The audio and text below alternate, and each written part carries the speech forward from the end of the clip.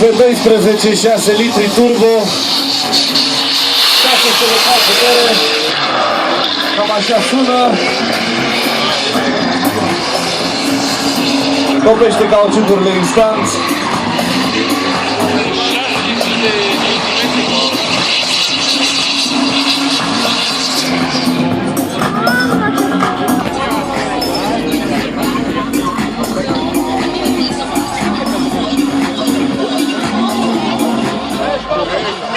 Așa, acum putem să și auzim ce e acolo.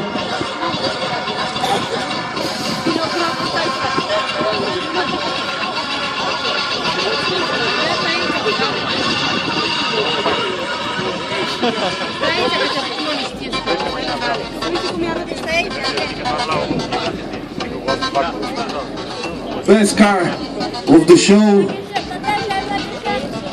la București.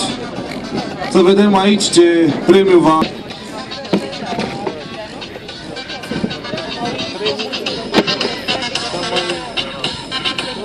O să avem mai târziu și ceva mașini din campionatul de car audio.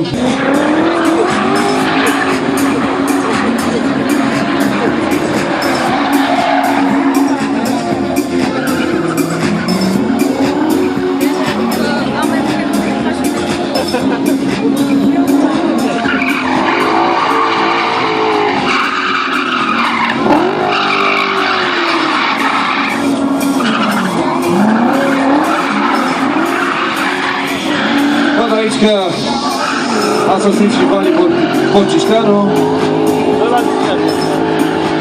O să-l vedem și pe el mai târziu făcând niște demonstrații cu al său Evo de stradă.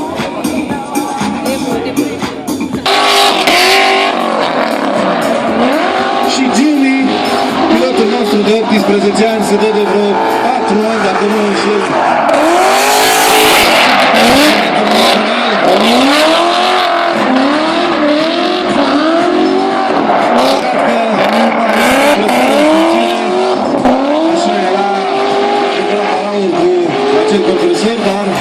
Cu siguranță îl vom vedea la următoarele etape.